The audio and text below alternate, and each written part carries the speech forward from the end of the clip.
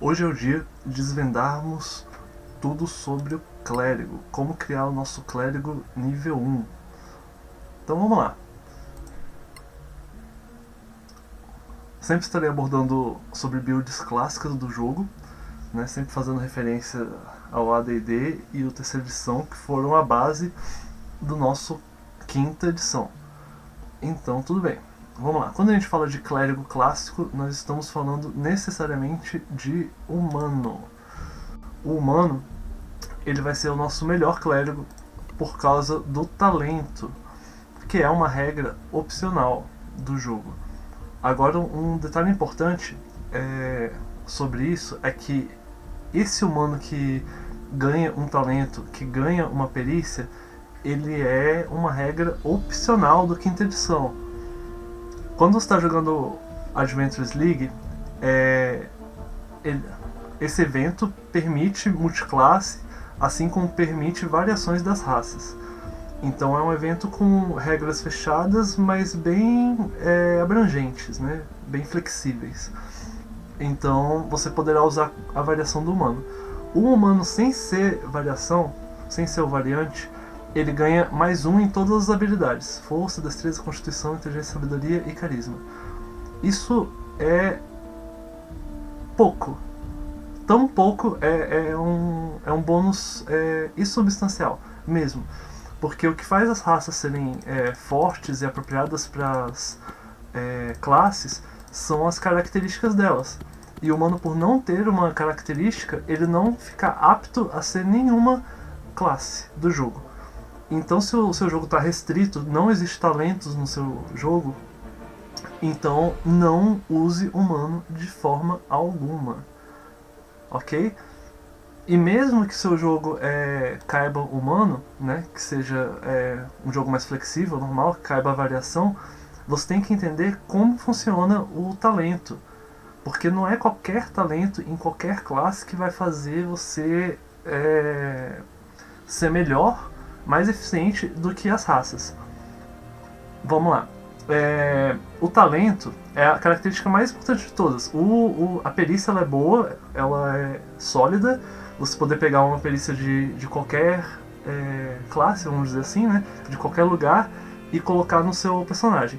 Mas ela vai ser um auxiliar, vamos dizer assim. A estrela, o carro-chefe do humano, a habilidade principal é essa, de pegar um talento. Os talentos normalmente são aprendidos no nível 4, o primeiro talento. E o humano, ele puxa esse poder do nível 4 para o nível 1. E isso dá uma variação, uma possibilidade, uma gama muito grande, porque os talentos, tem mais de 30 talentos no jogo. Então qual talento pegar? Será que fica bom? O que eu vejo muito é o jogador que vai viciado num talento. Por exemplo, eu já vi jogador de guerreiro que vai lá, escolhe um humano e aí pega o talento mestre de armas grandes, porque aí ele vai causar mais 10 de dano. Só que, o que acontece quando o jogador faz isso? Normalmente não dá certo. Se ele não morrer no nível 1, vai morrer no nível 2, ou não vai ser eficiente, não vai ajudar o grupo, e aí alguém vai acabar morrendo, ou algo parecido. Por quê? Porque esse talento, especificamente humano, guerreiro, nível 1, que pegou o talento mestre de armas grandes. O jogador vai lá vai pegar uma arma como a espada grande e vai querer causar mais 10 de dano. A espada grande, ela causa 2d6 mais modificador de força. Então, a média disso é 10. 10 de dano. Quando a gente para pra pensar o que é 10 de dano no livro do jogador, é uma coisa. Agora, quando a gente vê o livro do mestre e o livro dos monstros, o 10 de dano começa a ganhar algum sentido.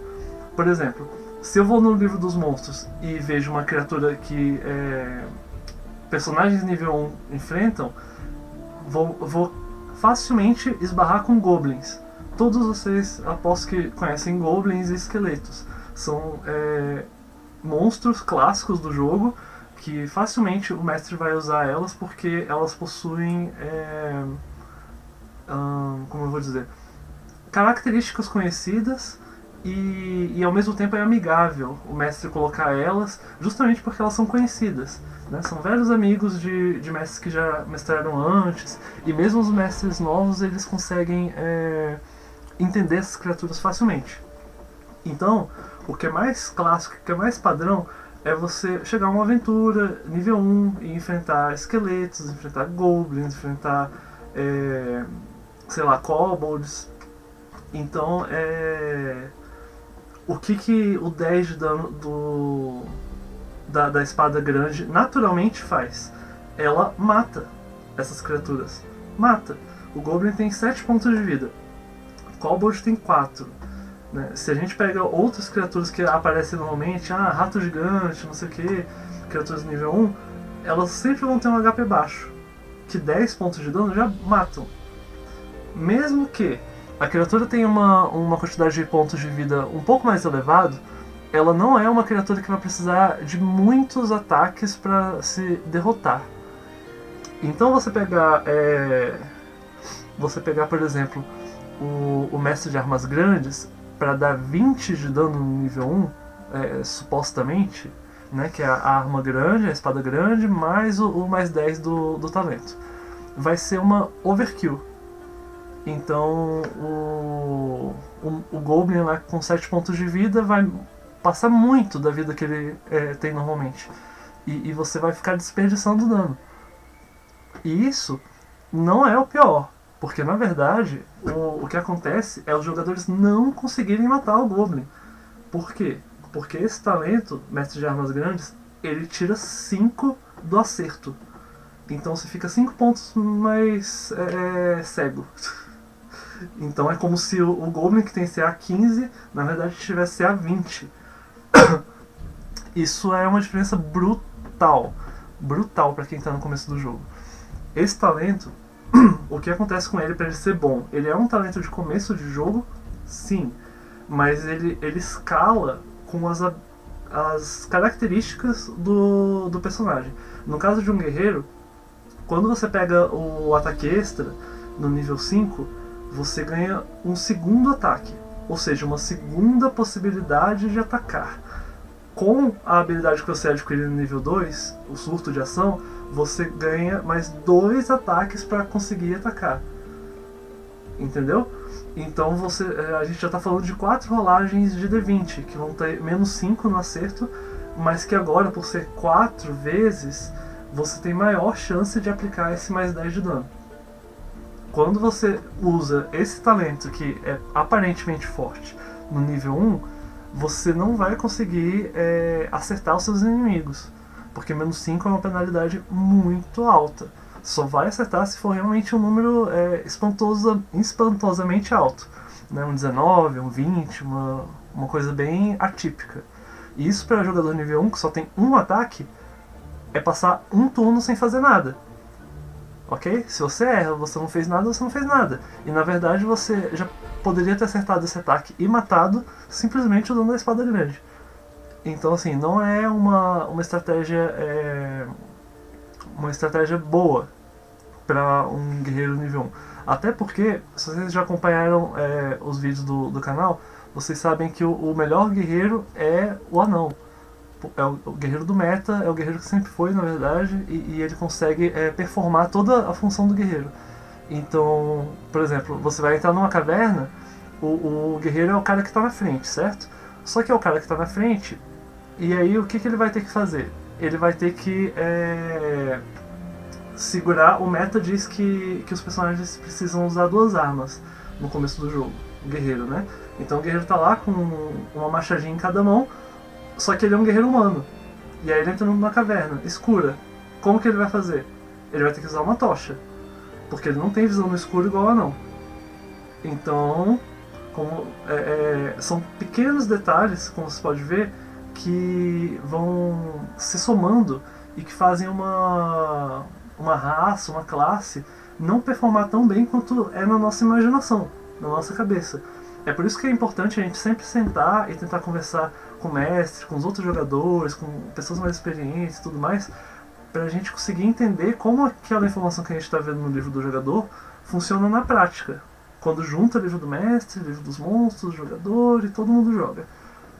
É isso. Existem talentos específicos que vão fazer você ser muito mais poderoso, mais eficiente naquela sua função base e que adequa, possibilita que você, mesmo sendo uma criatura que não tem visão no escuro, não tem sorte de Halfling, não tem inexorável do meio orc, não tem sopro de dragão do draconato, mesmo sendo um humano, você seja um cara muito, muito forte, muito poderoso, muito eficiente. Ok? Então vamos lá. O nosso vídeo é sobre clérigo. Vamos fazer o clérigo. O clérigo é uma das poucas classes que você colocar humano vai ser extremamente proveitoso por causa de um talento especial, que eu vou falar daqui a pouquinho quando for a aba de talentos. Vamos lá. Classe clérigo.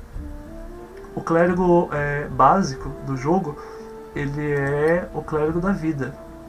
Aqui. Esse aqui. É esse que a gente vai escolher. Aqui no Solasta, a aba de equipamento do clérigo não tem a armadura pesada. Porque meio que a opção de domínio, de divindade, né, só vai vir no próximo passo. Então ele não adequa, né? Ele não é retroativo. Então o equipamento do clérigo aqui não tem como começar com a armadura pesada, mas no jogo base você vai ter a opção de começar com a armadura pesada se você for proficiente. O clérigo da vida, ele é proficiente em armadura pesada, então escolha ela, que é a cota de malha. Então pegue. Ok. Isso aqui, a besta leve, ela... como é que eu vou explicar? Não é a arma ideal para o seu clérigo, porque você vai ter uma destreza, né, que é de ataques à distância, baixa. Então, o ideal, mecanicamente falando, seria a zagaia, onde você pode tacar a zagaia baseado na sua força, que vai ser razoável. Só que,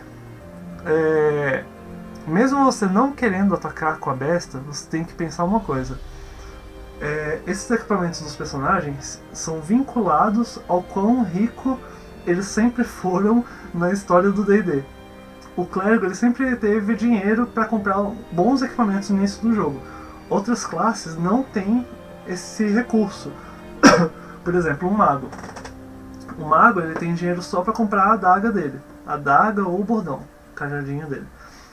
Então, se você aderir à mentalidade do suporte, o cara que ajuda o time e tal, você pode considerar, por exemplo, doar esse item caro, que é a besta leve, virotes, para os personagens que têm uma alta destreza do seu grupo. Você já começa o jogo na ficha ajudando os seus amiguinhos.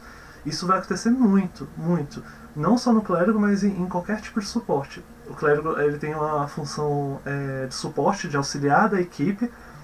Então assim, ele tem dano, ele consegue performar dano, ele tem armadura, mas ele não vai ficar na frente, apesar de ter armadura, e não vai fazer função de dano, apesar dele ter esse dano. Isso porque são funções secundárias, terciárias do clérigo. A primária do clérigo é auxiliar a equipe. No caso do clérigo da vida, ele consegue fazer isso através de cura, pontos de vida. E esse clérigo da vida, essa especialização, subclasse, né, de clérigo, é a única do jogo que consegue curar em batalha.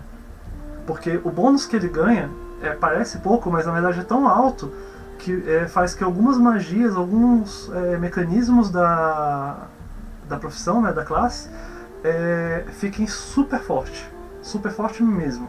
Por exemplo, a magia regeneração de Tier 3. Ela cura 1 ponto de vida por turno da criatura. Se você é um clérigo da vida, você vai curar 1 ponto de vida mais o nível da magia, o círculo da magia, que é 7, mais 2. Isso vai dar um total de 10. Então você vai estar curando 10 pontos de vida por turno da criatura.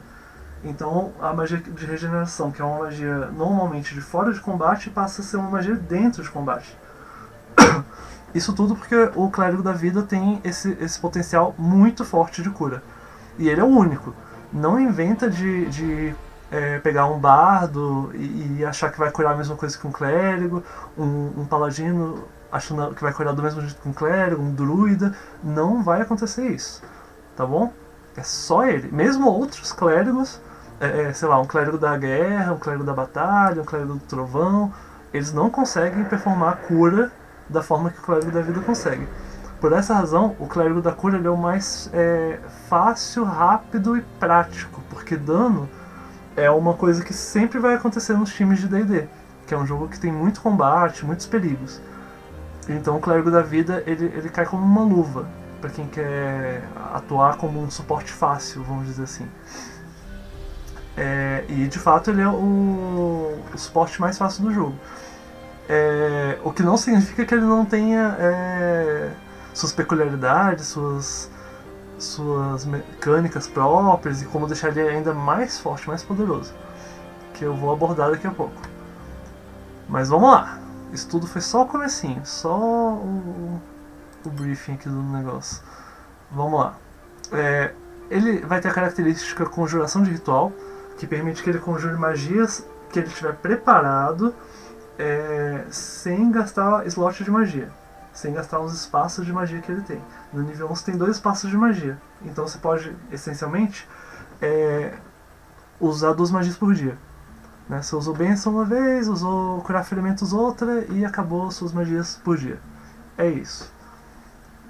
Com o Conjurador de Ritual, entretanto, você pode usar outras magias, por exemplo, detectar magia, sem gastar nenhum slot. Então você pode gastar, aumenta o tempo de conjuração, né, da magia, de vez de ser uma ação igual a detectar magia, vai ser 10 minutos. Ok, um tempo bem maior. Mas em compensação você pode fazer isso o dia inteiro. Né? Então acaba sendo essa característica de conjuração de ritual é extremamente importante em jogos de exploração. Porque assim, no D&D tudo é mágico. Né? Vamos falar assim de modo reto. É claro que a magia não é 100% do jogo, mas é quase, né? É muita coisa mesmo. O mundo é um mundo fantástico, cheio de magia, e é muito fácil ter alguém com item mágico, ou um ritual rolando, ou uma criatura sob efeito de uma magia, e tudo isso o detectar magia pega. Isso sem falar em outros rituais, que eu até vou sugerir depois, para vocês pegarem, vou comentar, que aí vocês conseguem utilizar outros rituais de maneira eficiente e ok, numa dungeon, numa exploração, enfim. Esse clérigo, por estar na equipe básica de masmorra, que é o guerreiro, ladino, clérigo e mago, ele é extremamente eficiente e versátil. Ele ajuda o mago, né? Porque esse time ele é composto de 2 membros físicos, né? O guerreiro e o ladino, e 2 membros mágicos. Com geradores completos, que é o clérigo e o mago. Então o clérigo é realmente um cara importante, não é à toa, ok? Tá, domínio divino é o domínio da vida, né, que eu falei.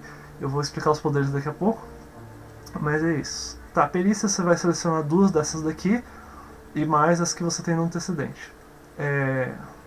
Outras proficiências, né, você sabe usar armadura leve, média e escudo. O clérigo da vida, ele sabe usar armadura pesada também, que é aquilo que eu estava comentando do equipamento. Armas, você sabe usar armas simples, né? Nada muito a se dizer aqui, que a sua principal função não é atacar com armas, mas sim com magias, né? Fazendo magias. Tá. Teste de resistência, sabedoria e carisma, bons. São ótimos testes de resistência para você não ser controlado mentalmente, né? Imobilizar pessoas ou dominar pessoas, enfeitiçar pessoas. Muitos e muitos efeitos do jogo são sabedoria, então isso aqui é muito conveniente. Carisma não é um teste de resistência tão comum, mas ele é um teste muito poderoso. Então quando aparece, é normalmente uma coisa que vai acabar com o combate. Então o seu clérigo ter proficiência em carisma é de extremo bom gosto, é de extrema relevância, o jogo acertou quando colocou carisma, porque ele mexe com, principalmente, né, com mudanças de plano. Então, por exemplo, uma criatura foi lá e usou banimento no seu clérigo, aí bane o clérigo pro inferno ou para outro lugar qualquer, o clérigo não vai poder curar os amiguinhos. Então é importantíssimo que ele tenha esse teste aqui, que ele já tem, já está automático, já está bom, já está lindo. E passamos pro próximo. Redigir pergaminho. Isso aqui na verdade é uma... tem no Solasta, né, que é esse jogo que eu uso para criar, mas ele meio que já é automático do livro do jogador e do mestre. Você meio que já pode criar, você só vai precisar na verdade ter níveis e alguns pré-requisitos lá do livro do mestre. Mas ok. Magias de clérigo, óbvio, né? Você é um conjurador completo e a sua função principal é gastar a ação principal com magias. Então você vai... sempre que você for fazer o seu melhor, vamos dizer assim, você vai usar magia na ação. Ou na ação bônus, enfim. Você tem que performar magias. O clérigo ter essa armadura, escudo, arma, não qualifica ele para estar na linha de frente causando dano por estar usando uma arma. Não é através da arma que ele vai causar dano, é através das magias. Ok? Tá, vamos lá. A besta aqui é somente para passar para seus amiguinhos. Talvez o ladino fique legal com a besta leve, talvez o mago, né, já que ele só tem uma adaguinha e tal. Então é útil. E vamos pro próximo passo. Aqui são deuses do Solasta, desse jogo aqui que eu estou mostrando. Aqui tem 5 deuses no Solasta. Eu particularmente gostei bastante, para falar a verdade, eu gostei muito. Tanto por ter poucos deuses, pelos deuses terem exercido funções que os jogadores gostam, né? Porque aqui quando a gente vê esse tal do Einar, ele é o deus da bravura e da lealdade, né? Então ele é ordeiro e bom. Então a gente sabe que isso aqui tem a ver com os paladinos, né? Lei, batalha e tal. Então é bem caricato, né? Bem fácil de se identificar. Eu vou pegar o Maraik, que é o deus neutro e bom, deus da vida, para pegar o domínio da vida, que é o nosso clérigo da vida no D&D quinta edição normal. Homenagens, né? Falando de outras edições, o clérigo da terceira edição é falado lá, mostra um panteão de deuses, não sei o que. No quinta edição também mostra, só que é lá no final do livro, não é na página do clérigo. E aí dá sugestões de clérigos de Greyhawk, de Faerûn, de Dragonlance, de sei lá, mitologia grega, mitologia egípcia. Tem um monte. Isso é bem legal mesmo. Que aí cada jogo que o seu mestre for mestrar, tal, você pode se adequar, né? Pegar aquela divindade que mais está perto do seu personagem e usar. Como eu estou fazendo o clérigo básico, clássico, então eu vou puxar do que já tivemos, certo? Então vou pegar na terceira edição o deus do Greyhawk, que é o deus do sol, da vida, da bondade, da cura e tudo mais, que é o Pelor. Esse deus era o deus da vida principal, vamos dizer assim. Aqui vai ser o Maraik, mas se você quiser colocar Pelor, né, aí fica a critério do seu jogo se couber isso. E vamos lá, seguindo. Tá, aqui são a tendência e o antecedente. O antecedente que tem no livro do jogador e que também tem aqui, aliás, um dos únicos que tem no livro do jogador e aqui, é o Acólito. Agora eu vou dar um pulo do gato, que é uma... não é tão... Isso aqui não é clássico, ok? Não é o padrão do jogo, mas eu vou falar. Aí você coloque o que você quiser, o que você achar pertinente. Eu vou explicar o porquê. Todos os antecedentes, a gente tem duas opções. Uma, ou a gente vai muito para fora do que a classe faz, ou a gente fica dentro do que a classe faz.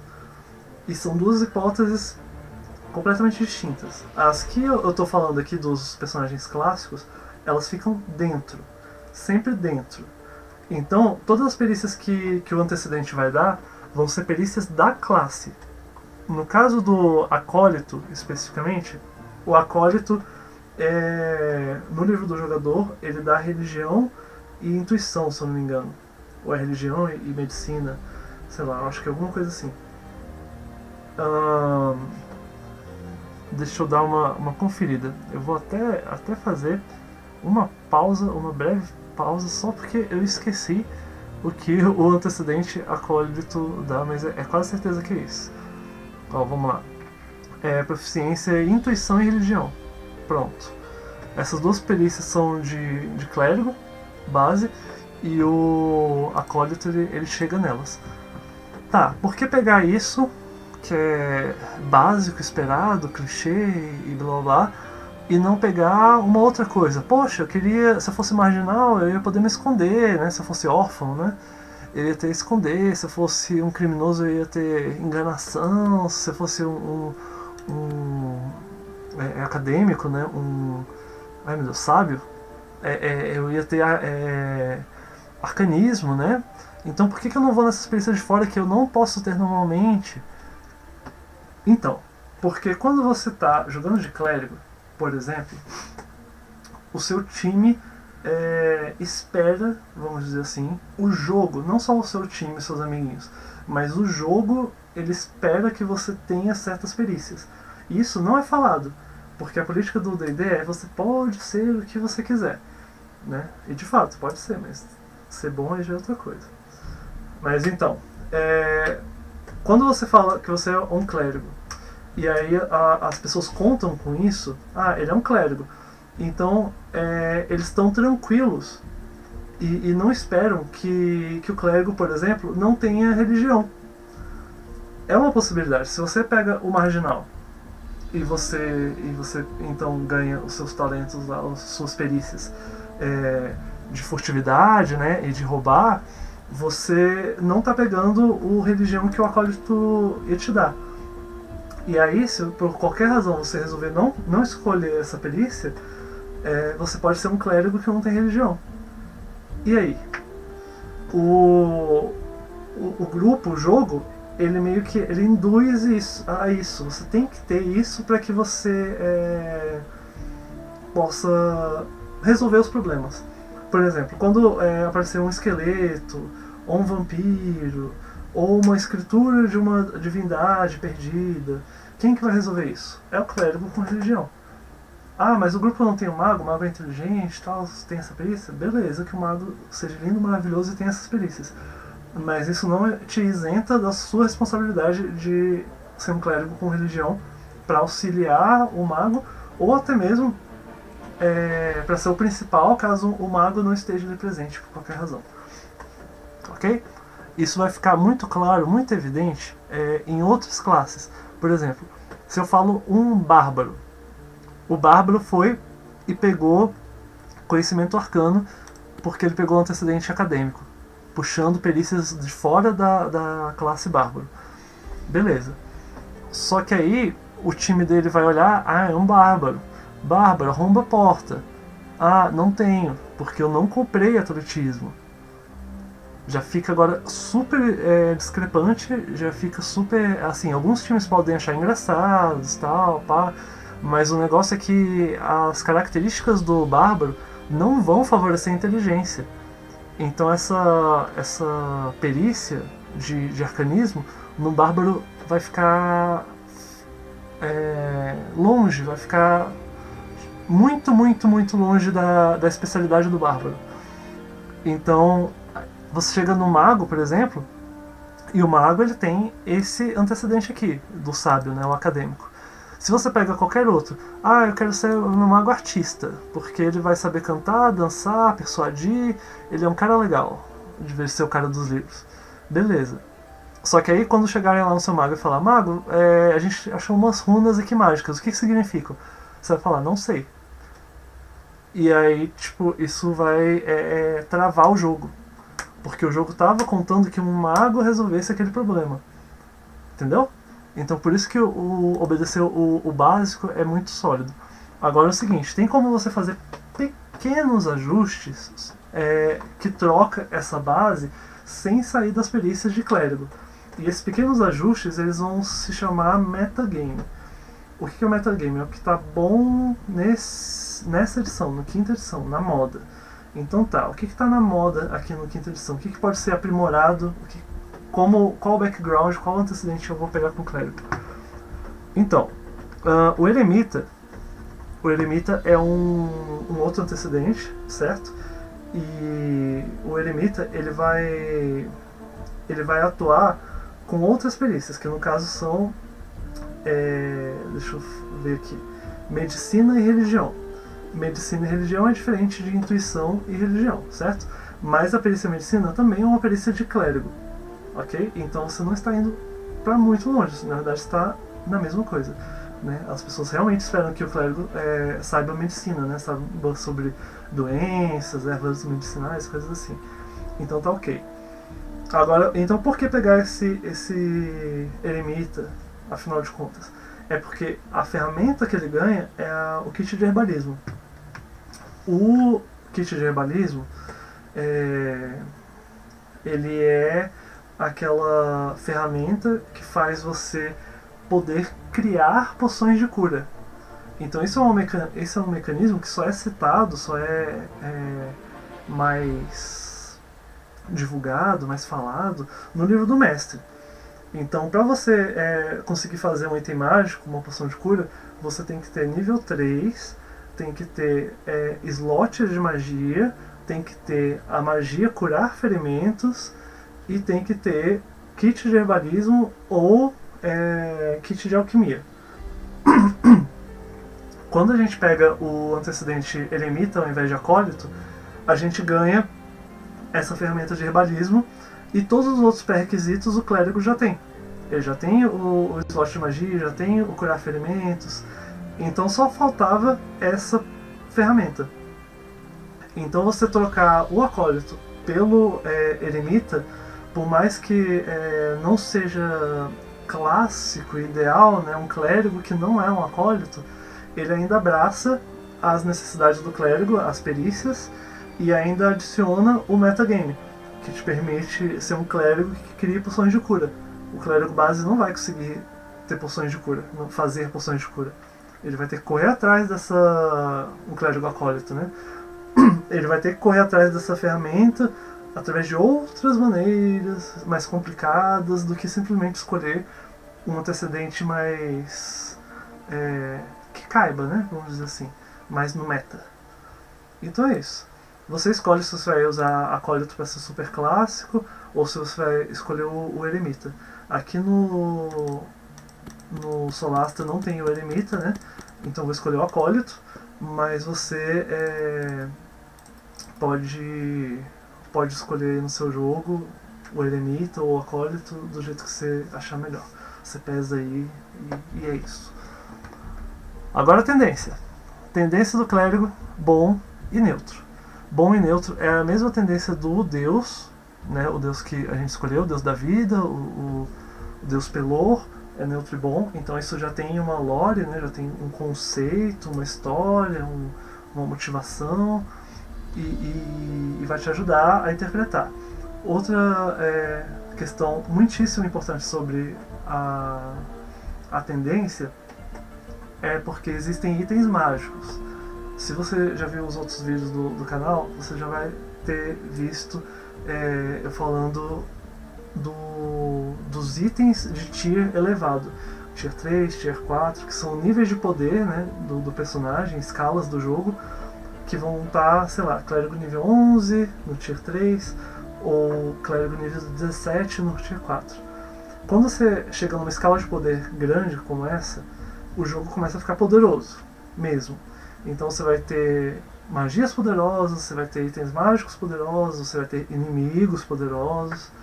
Então você precisa usar esses recursos poderosos para resolver os problemas poderosos. É isso. Então, o clérigo vai ter acesso a um item que é quase exclusivo. Ele só funciona 100%, do poder do item nas mãos de um clérigo ou druida. Então vai ser muito interessante que você tenha uma tendência bom e neutro e o seu time inteiro tem essa mesma tendência, que é a vela da invocação. Esse item vela da invocação, supondo que é uma vela bom e neutro, e você é um clérigo com time todo bom e neutro, você vai dar um baita benefício para o seu time. Por quê? Porque a vela da invocação faz você gastar uma ação para você acender ela, e aí todas as criaturas aliadas que tiverem na aura da vela vão receber vantagem em jogada de ataque, teste de resistência e jogada de habilidade. Ou seja, todas as rolagens de D20 comuns do jogo. Então esse item é de extrema força.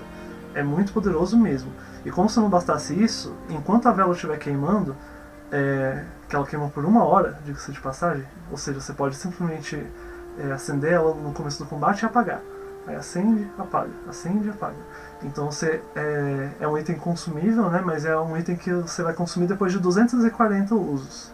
Se você conseguir essa proeza, por favor, me avise. Deixe na descrição do vídeo. Eu acho improvável.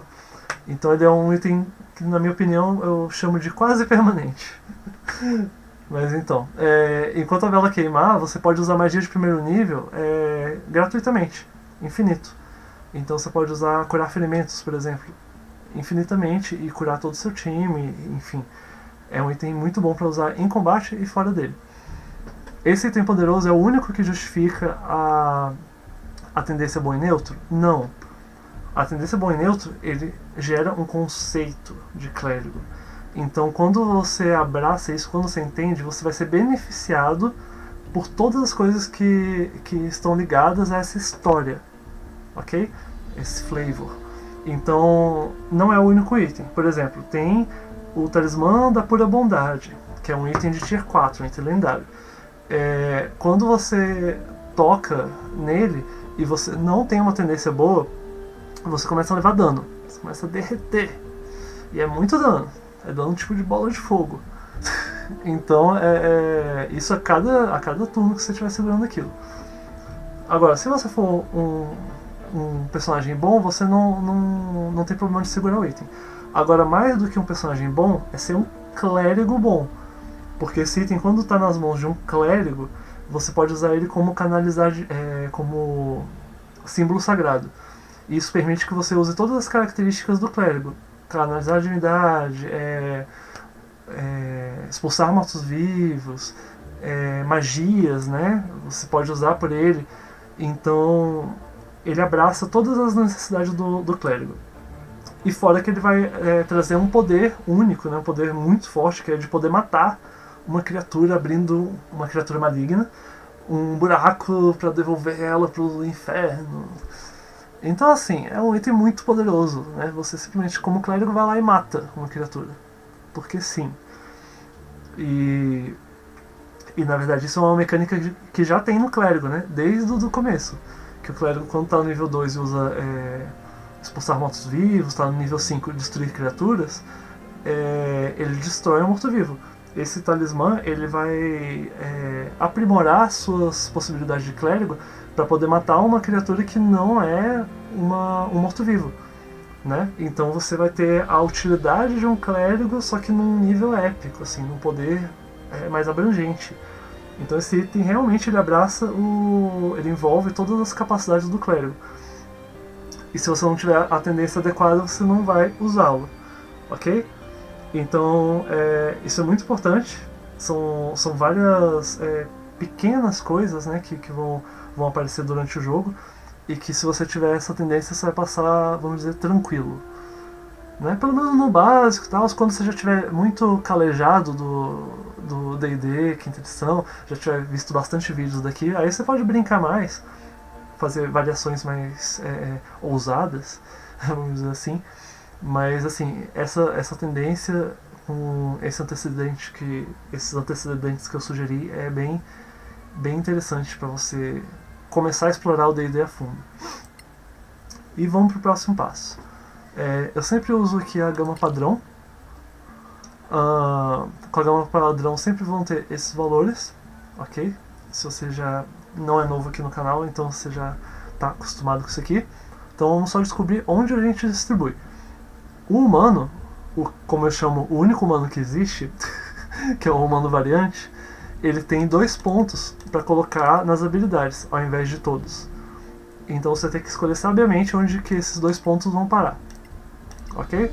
Vamos parar na habilidade primária do clérigo, que é sabedoria. Ok? Assim como a habilidade secundária do clérigo, que é constituição. Simples, simples. Bem fácil.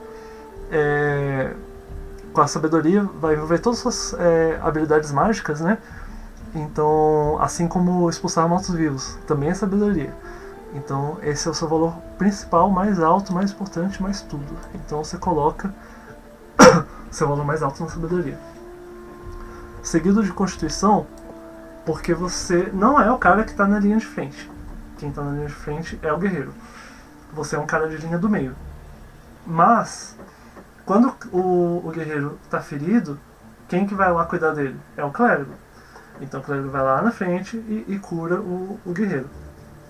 Mesma coisa, se o guerreiro caiu ou está longe e só tem o clérigo consegue assumir uma postura de tanker, né, vamos dizer assim, por causa dessa CA dele.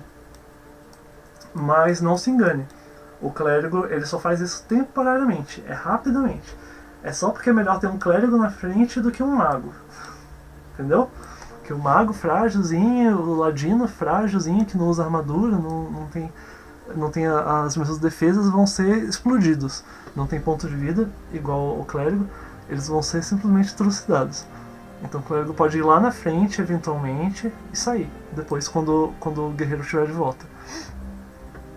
Ou guerreiro ou qualquer outro tanque, né? Qualquer um que faça realmente frente.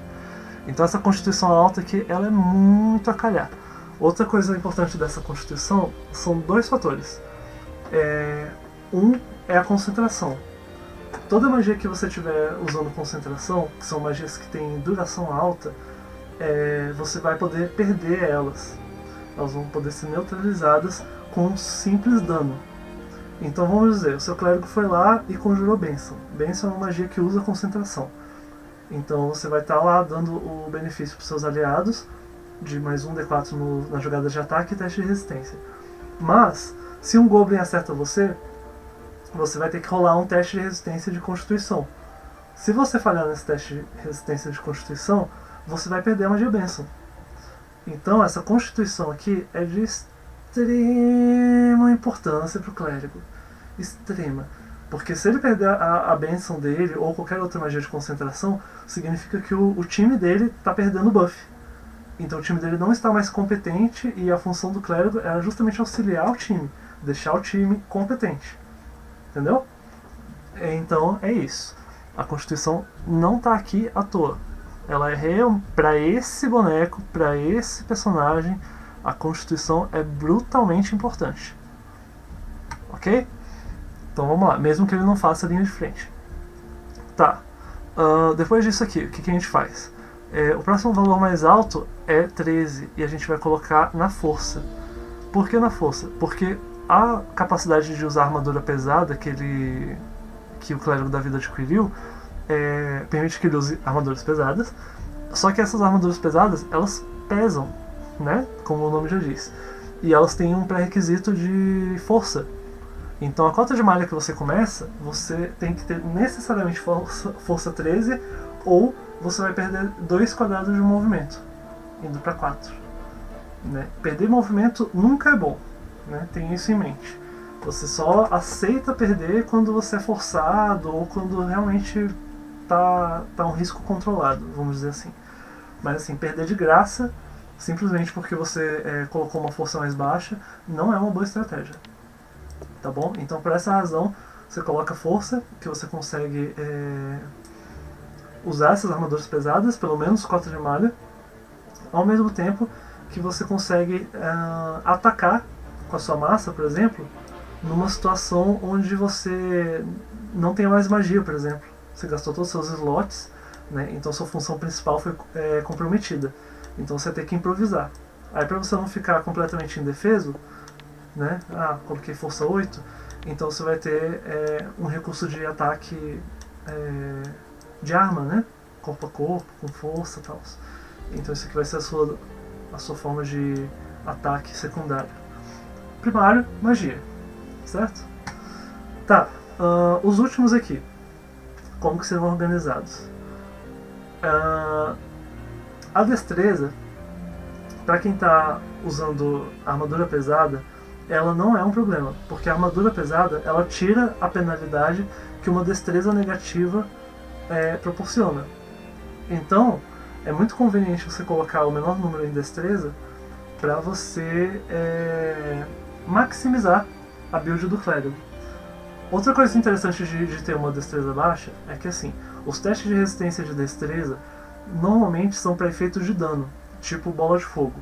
A bola de fogo ela dá dano em D6. A vida do clérigo, os pontos de vida dele, são em D8. E isso somado à constituição alta, o clérigo acaba ficando vivo a esses efeitos. Então, normalmente, os danos de destreza, né, de teste de resistência de destreza, não vão matar o clérigo, justamente por ele ter essa vida aqui. Então você pode colocar um clérigo de destreza baixa e não ser tão prejudicado. Outra coisa que é interessante dessa destreza baixa é a iniciativa. A iniciativa, normalmente, é bom você agir primeiro. Né? Todo mundo quer agir primeiro, tals, pra cair lá com um 20 e já começar a fazer suas coisas. O clérigo que seja o primeiro do combate, ele vai ter a opção de usar um buff, por exemplo, a bênção nos amiguinhos. E aí todo mundo vai começar o combate com a bênção. Isso é um baita benefício. Então ter destreza alta é bom. Mas esse é uma das possibilidades do clérigo. A outra possibilidade do clérigo da vida, especificamente, é a cura. A cura é muito, muito, muito importante, muito forte nas mãos desse clérigo. Então, um clérigo que haja no primeiro turno, na primeira iniciativa, perdão, ele vai apenas poder usar bênção. Se essa iniciativa negativa aqui que a destreza deu deixar ele sendo o último, o que vai acontecer? Seus amigos vão agir, os inimigos vão agir, os inimigos vão causar dano, certo? E aí vai ser a sua vez. Graças a essa iniciativa baixa, você agora vai ter a possibilidade de curar.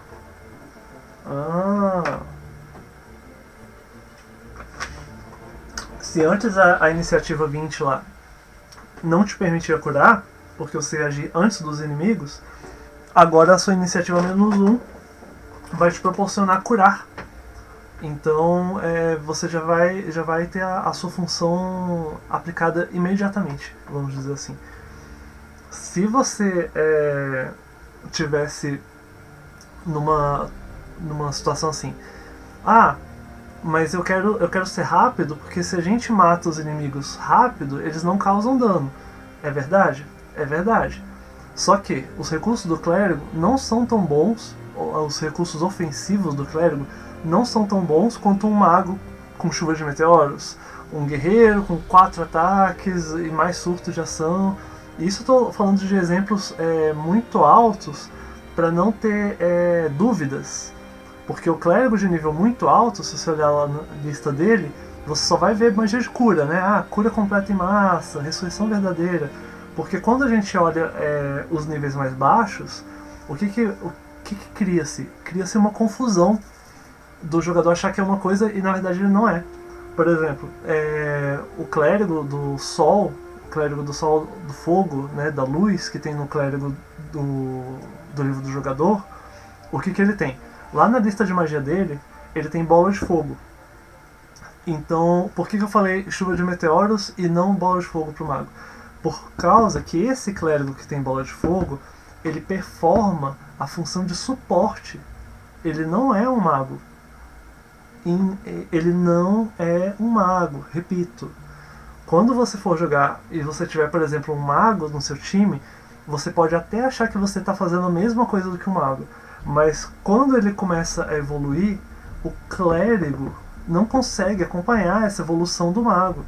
Porque o clérigo da vida, o clérigo do sol, né, da luz, ele só vai ter magias de ataque, de sol, até o quinto círculo.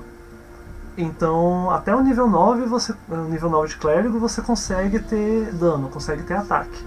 Só que após isso, você não consegue acompanhar. Então você vai ver o mago pegando corrente de relâmpagos, vai ver ele pegando desintegrar, vai ver ele pegando rajada prismática, vai ver ele pegando, sei lá, explosão solar, chuva de meteoros, e você não vai ter nada disso. Essas magias sim são magias de controle em área, né? E essas você não vai conseguir causar dano, performar também. Então, não caia nessas pegadinhas do D&D. Mesmo o clérigo da luz, né, do sol lá, não sei o que, ele não é um controlador de área, ele não é um bombardeador, a função dele não é controle populacional, ok? Então ele só quebra um galho, ele só auxilia quem faz isso de verdade, que é o mago. Então, dito tudo isso sobre função, vamos só voltar aqui para completar. O clérigo da vida pode muito bem usar essa destreza 8 e ser feliz, sendo o último da iniciativa. Por quê? Porque os monstros que os controladores de verdade, como o mago, matam, são monstros fracos. Quando o monstro é muito forte, tipo um boss, um chefe, o mago não vai conseguir matar em um turno. O mesmo vale para o guerreiro ou qualquer outro DPS do seu time. Então, se a batalha não acaba rapidamente, que foi todo o ponto da gente ter vindo pra cá, se o monstro é muito poderoso, o monstro muito poderoso vai ficar vivo aos jogadores. E aí ele vai chegar ao turno dele e vai dar uns catilho-papo. Se você for o último, você já chega curando. Isso aqui é de extremo bom tom, vamos dizer assim, bom gosto, boa estratégia. O seu time ter várias iniciativas intercaladas. Porque aí você pode aproveitar essa brecha, né, vamos dizer assim, de mecânica. Ok? Então isso aqui vai te favorecer muito como clérigo da cura. Se fosse um outro clérigo, uma outra performance, uma outra situação, a gente até falava de uma destreza alta. Mas a destreza baixa aqui para o nosso clérigo da vida vai ser extremamente conveniente. E para terminar, vamos colocar os dois últimos valores. Esses dois poderiam ser trocados? Sim, poderiam. Mas o time ele fica mais equilibrado com esses valores aqui. Porque o clérigo que eu estou montando base, ele vai estar baseado nas outras classes do time também. Então, se os outros personagens do time estão pouco inteligentes, então é melhor colocar um pouquinho mais. Se o seu time já está muito carismático, para que você vai colocar um carisma 12? Para ficar competindo? Não. Então essa ordem aqui ficou melhor. Mas assim, na prática, esses dois valores aqui, o que vai acontecer? Vão influenciar nas perícias. O clérigo tem uma perícia só de carisma, que é a persuasão, convencer os outros. E a inteligência vai ficar para as perícias mentais, tipo história e religião. Só. Isso aqui realmente pode trocar. Coloquei apenas pelo grupo ficar equilibrado. Porque um grupo equilibrado passa em testes de resistência dos inimigos. Ok? Repita comigo. Um grupo equilibrado passa em testes de resistência de inimigos. Se o grupo é viciado em ninguém pegou inteligência, vai chegar lá o Devorador de Mentes, vai soltar o Mind Blast, né, uma explosão psíquica lá, e aí todo mundo vai ser obrigado a fazer teste de resistência e todo mundo vai morrer porque tem um valor merda. Se o time está com valores altos e baixos, vamos dizer assim, então a probabilidade melhora em escala, ok? Então por isso que os valores estão assim. Tá, vamos lá. Próximo passo. perícias. Então tá. A perícia que eu vou pegar aqui, primeiro é a perícia da ancestralidade. A perícia da ancestralidade, que é o humano variante, pode pegar qualquer perícia do jogo. Olha que legal. Então a gente tem muito poder nas mãos e temos que usar com muita responsabilidade, né? Grandes poderes, grandes responsabilidades. Acho que eu já vi alguma coisa assim.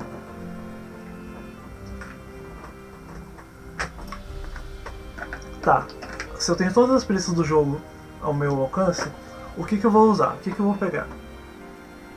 Você vai pegar, como eu sempre digo aqui no canal, o que o seu time não tem. De todas essas perícias do jogo, todas, a única que não aparece em classe nenhuma desse grupo de masmorra, especialista em masmorra, que é o guerreiro, ladino, mago e clérigo. A única perícia que não aparece é a natureza. Essa perícia aqui. A perícia natureza tem uma função, só que ninguém consegue alcançar.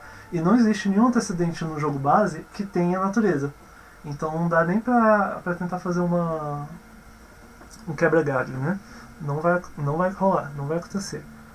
Então, por você ser um humano variante, você pode simplesmente ir lá e pegar a natureza. Pronto, problema resolvido. Agora o seu grupo vai ter um alcance, um leque maior para resolver esse problema que antes eles eram incapazes. E com isso, você vai estar disponibilizando todas as perícias do jogo, né? Não você sozinho, né, claro. Todo o seu time, juntos, vão poder alcançar todos os problemas do jogo. Então isso é D&D, é trabalho em equipe, ok? Então, por mais que o mago seja o mais inteligente do grupo e não sei o que, a maga é uma elfa, né? Então ela não é um humano variante. Então ela não tem como pegar a natureza. Então quem vai brilhar na hora de saber alguma coisa da natureza, da fauna, flora, ciclos naturais, clima, terreno, vai ser você, o clérigo. O clérigo que está ligado nessas paradas. O mago estava só na biblioteca lendo livro e não aprendeu. Então é isso. Tá. As outras perícias. As perícias que tem na classe clérigo são só essas. Olha só essas. Um pouquinho, né? Não tem muito pra onde correr. Então vamos lá. História, intuição, medicina, persuasão e religião. O antecedente que a gente pegou, que eu sugeri, é o eremita, né? Pra substituir o básico do acólito. O eremita, ele pega medicina e religião. O acólito pega intuição e religião. Então vou marcar aqui o do eremita, porque eu vou fingir que tem esse antecedente no Solasta. Tá. E então eu pego duas perícias. Aqui ele tá falando perícias de histórico, que é pra ser tipo a perícia do antecedente, e ele dá 3, né? Só que na verdade são 2. Então eu tenho que pegar 3 e é isso aí, né? Tá, as que tinha no clérigo era intuição e persuasão. Pronto. Eu vou pegar, então, a última perícia que o Solasta deu, né? Porque tem 3 e não 2, que é a última perícia de clérigo, história. Normalmente vocês não vão pegar essa história, principalmente pelo fato de, a maga já tem a história vezes 2, proficiência vezes 2, e 2 porque o anão ainda tem uma... Não, desculpa, pera.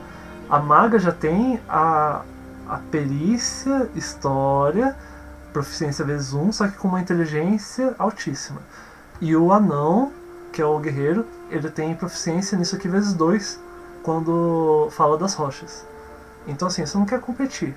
Na verdade, você vai pegar os outros justamente porque você é bom em sabedoria, né? Intuição, medicina.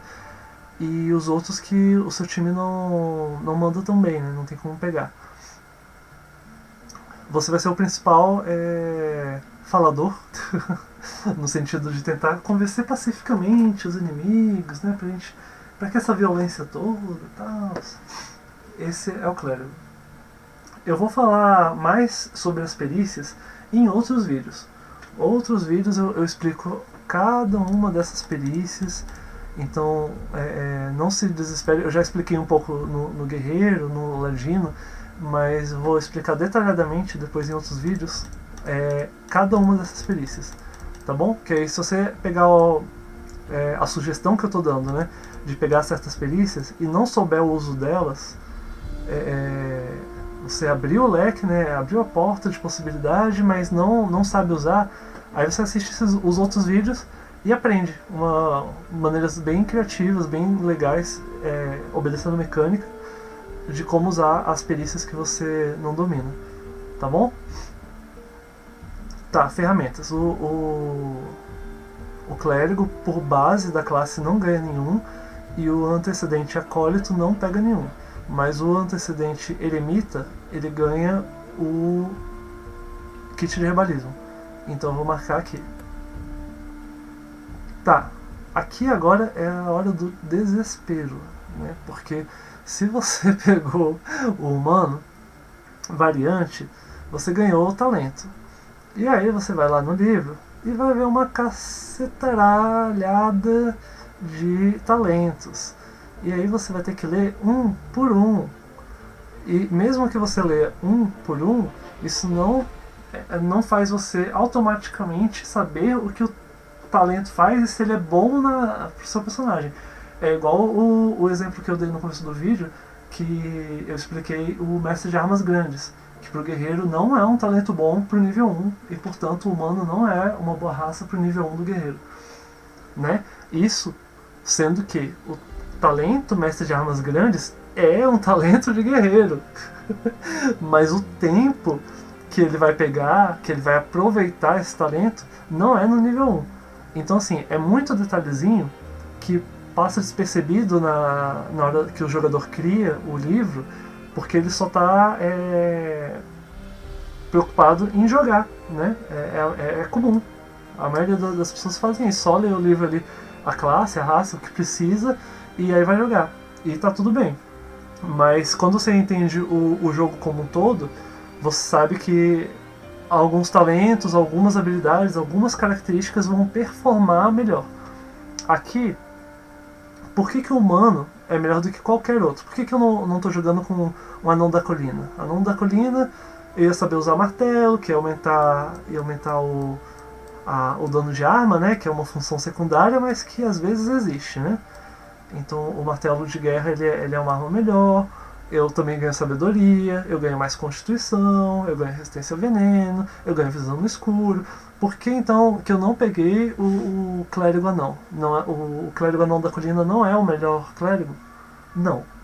Mesmo com todos esses benefícios que eu falei do anão da colina,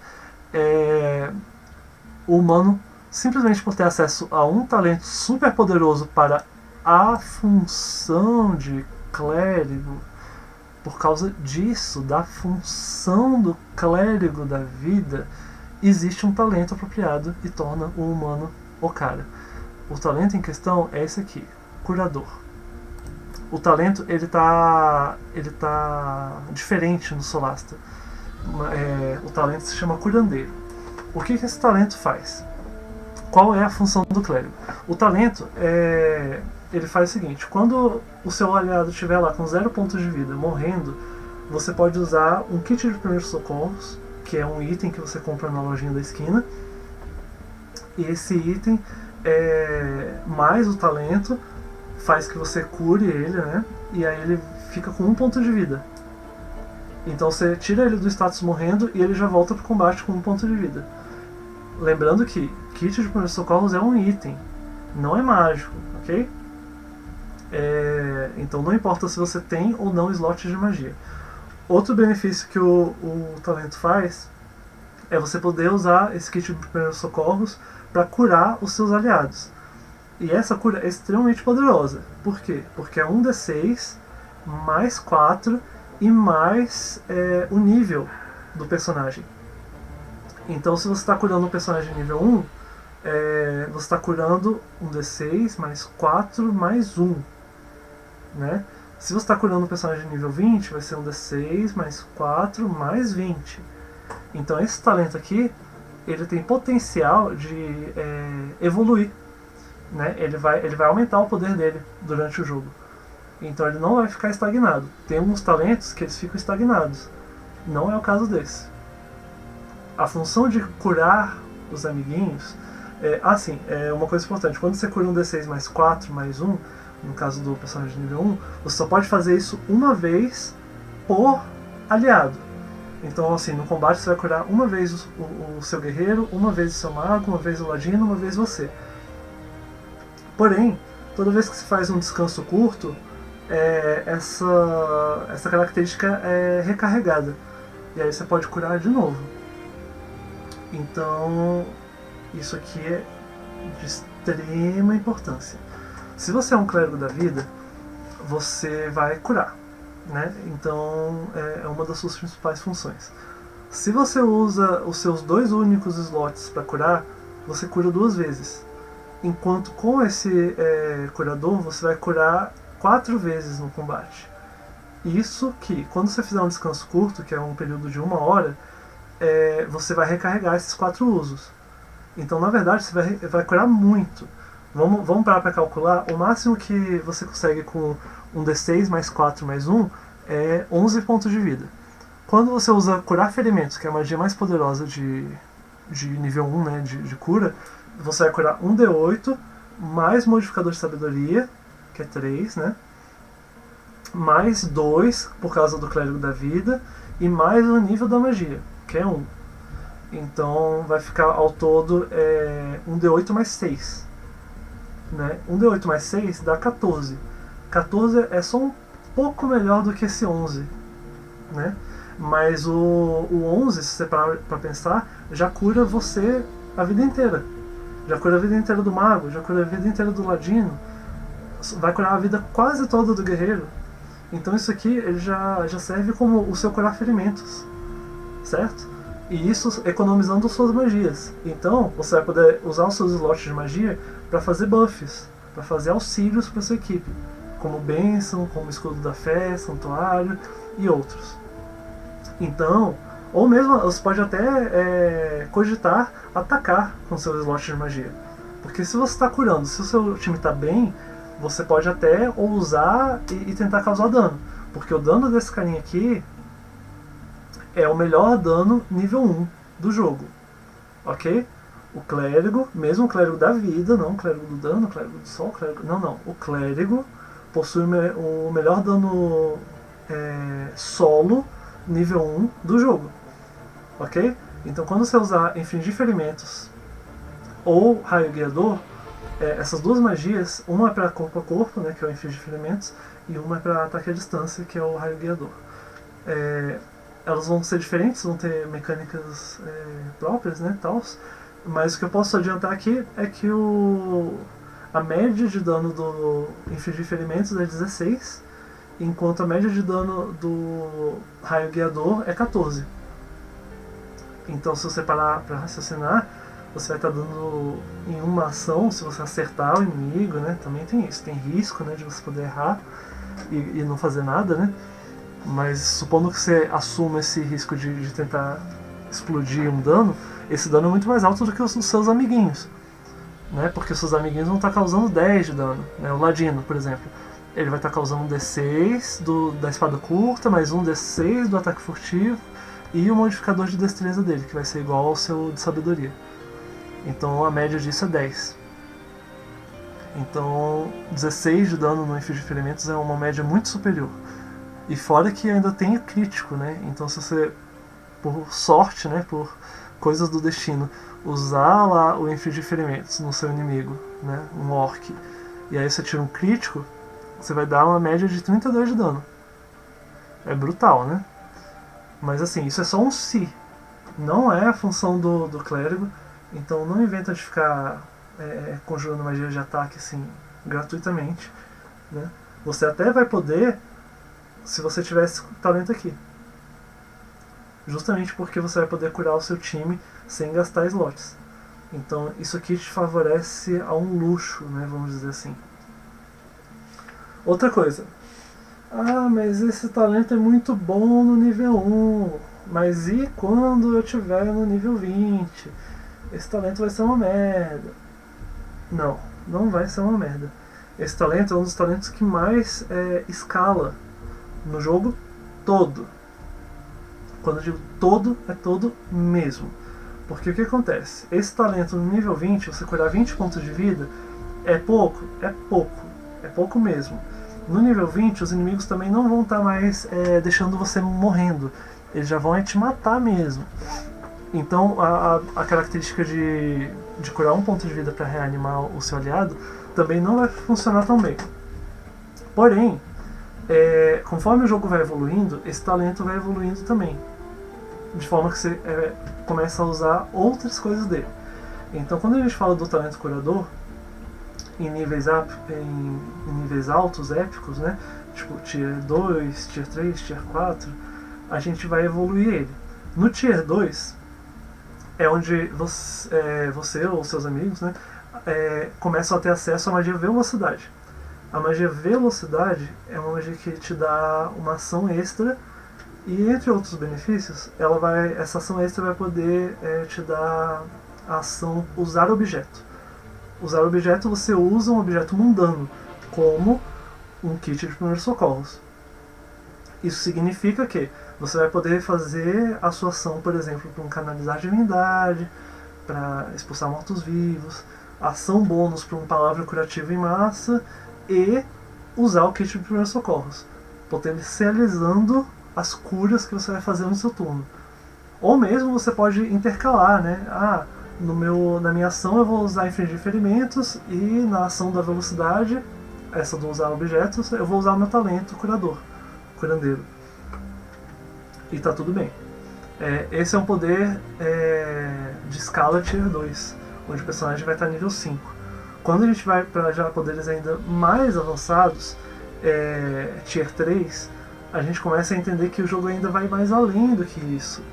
Por exemplo, tem obstáculos no Tier 3, como o campo anti-magia.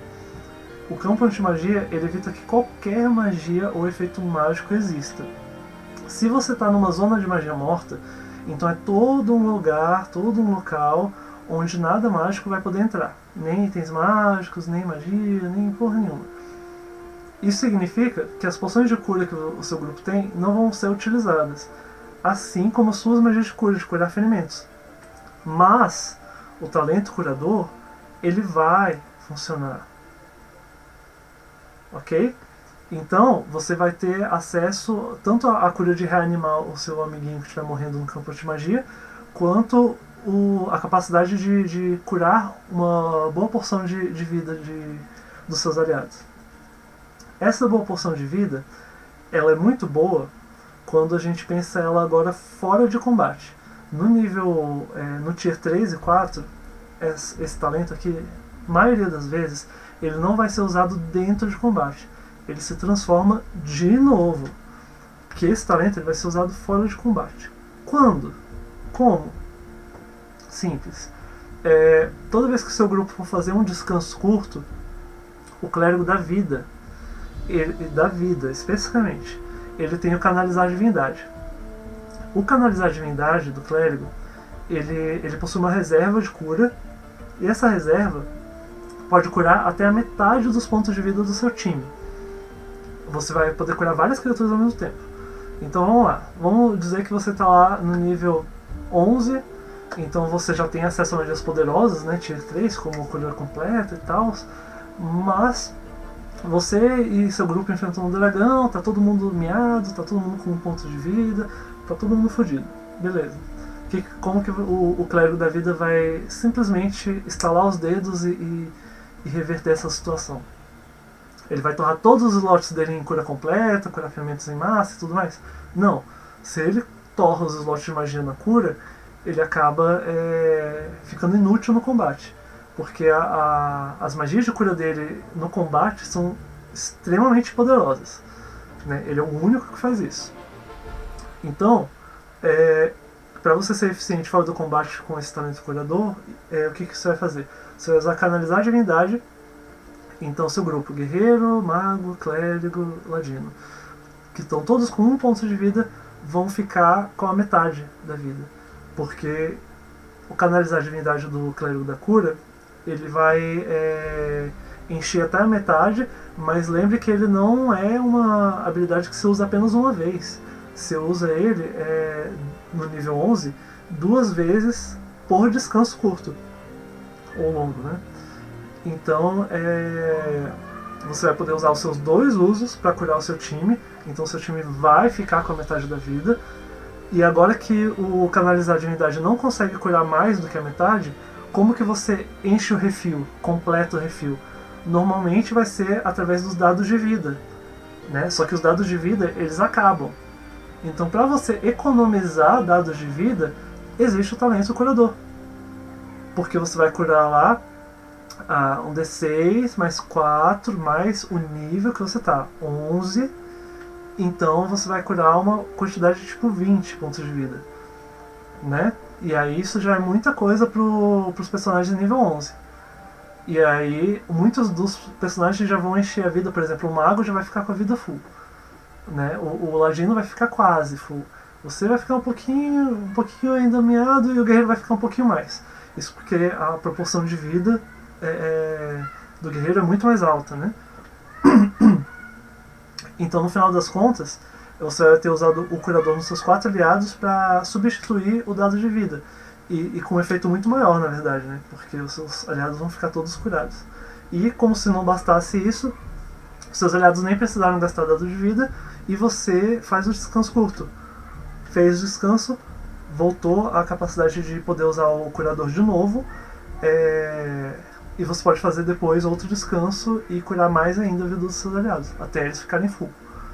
Então, como você viu, você pode fazer tudo isso aqui graças ao talento, certo? Então é um talento que escala, é muito forte, muito útil. Você vai usar isso aqui do nível 1 ao nível 20, né?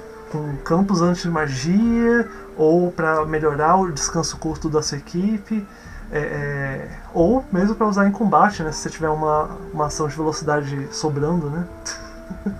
Então por que não? É isso, tá bom? Espero que isso tenha esclarecido por que o humano é tão forte sendo clérigo da vida, né? Por causa dessa função de sustentar, de curar o grupo, que é só do clérigo da vida, tá bom? Tá. Dito isso, sim, um último detalhe. Esse talento é lindo e maravilhoso desde no jogo inteiro. Mas quando você pega ele no nível 1, você ganha um poder incomensurável, né? Então presta atenção. Porque você pegar um anão da colina e pegar esse talento no nível 4, vai ser poderoso? Vai. Mas um humano é muito mais poderoso. Porque ele pegou isso no nível 1. Então esse talento aqui vai ser útil de novo, de novo, de novo e de novo. No nível 1, 2 e 3. Então isso aqui já eleva o potencial de auxílio do seu clérigo da vida desde o começo do jogo. Tá bom? Então isso aqui realmente não é dispensável. Nenhum outro talento vai conseguir te dar tantos benefícios quanto esse daqui. E também não inventa de tacar esse talento em outras classes.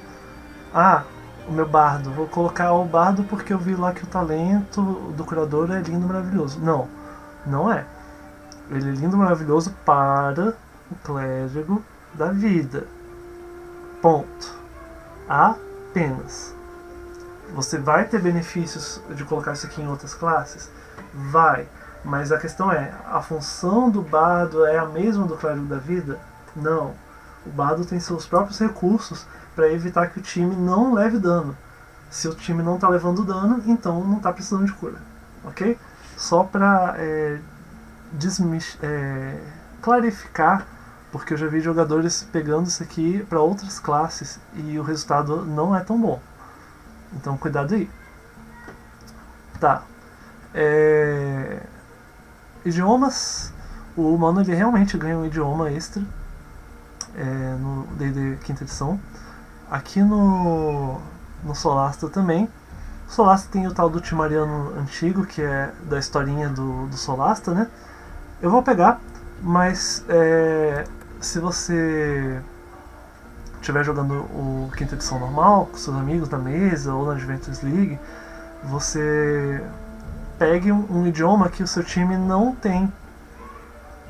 Então, por exemplo, o seu anão pegou ou orc ou gigante, aí seu halfling pegou goblin, então você vai lá e pega infernal, pega celestial, pega um idioma que ainda não apareceu na sua equipe, certo? Porque isso aqui vai te ajudar.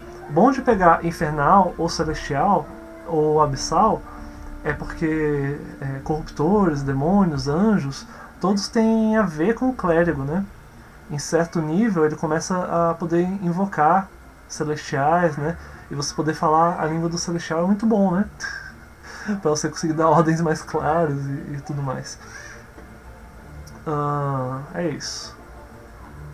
Tá, vamos lá. Próximo, magias. O Solasta tem uma gama pequena de magias, mas esse mod que eu estou usando ele aumenta um pouquinho. Mas ainda é bem tendencioso. Então eu vou falar mais ou menos do metagame.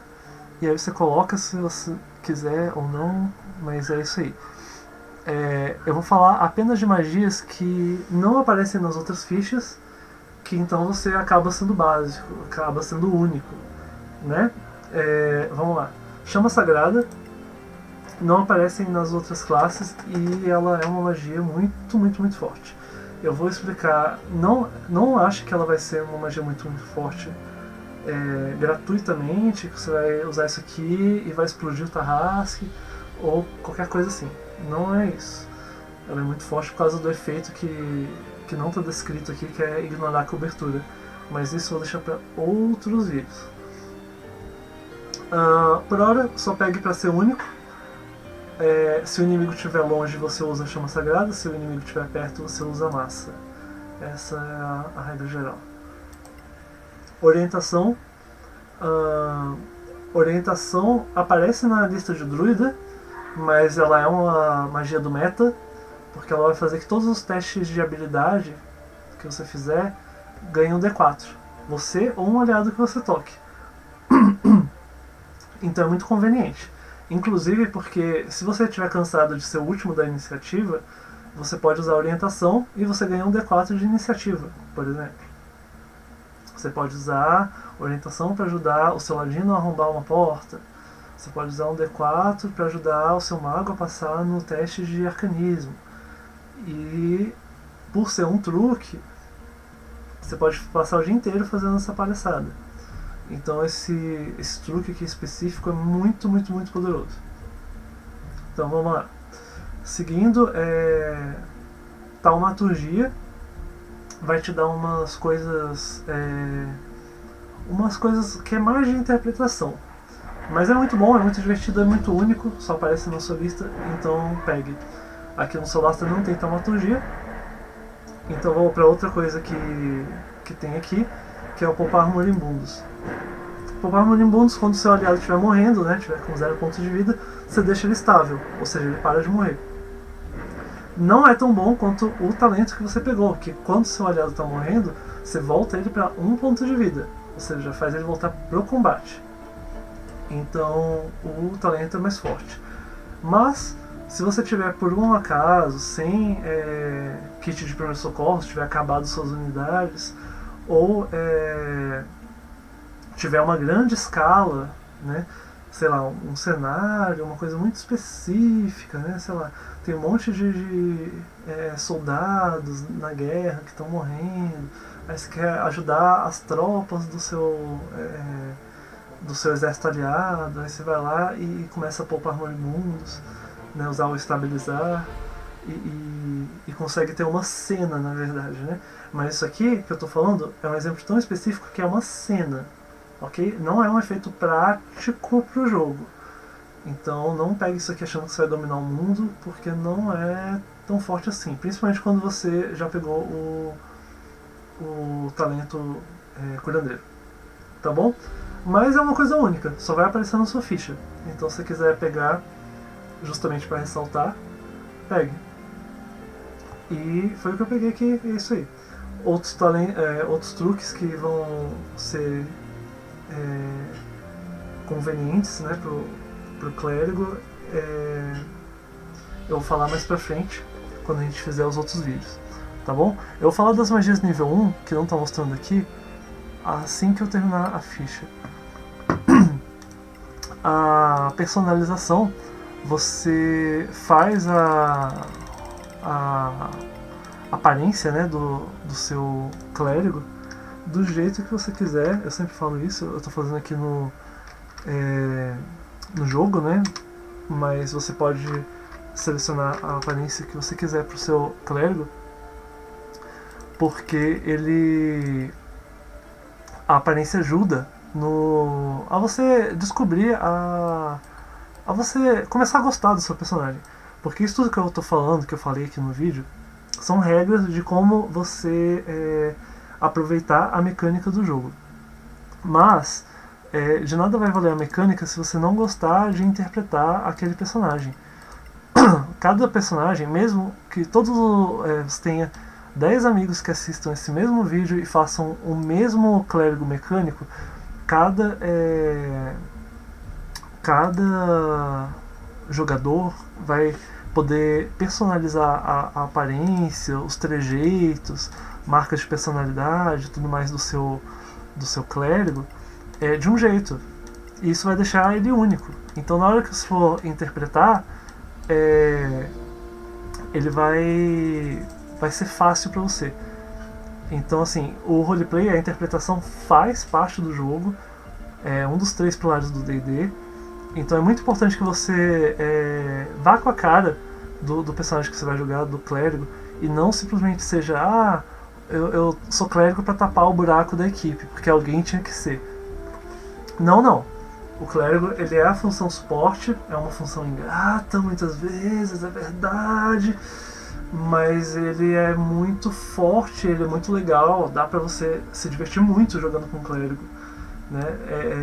Até porque o conceito de clérigo que era no AD&D antigamente mudou muito, né? De acordo com a nossa realidade, a nossa sociedade, o jogo mudou também, né? Então é interessantíssimo que você goste do personagem que você vai interpretar, certo? Que você tenha a cara dele, saiba qual é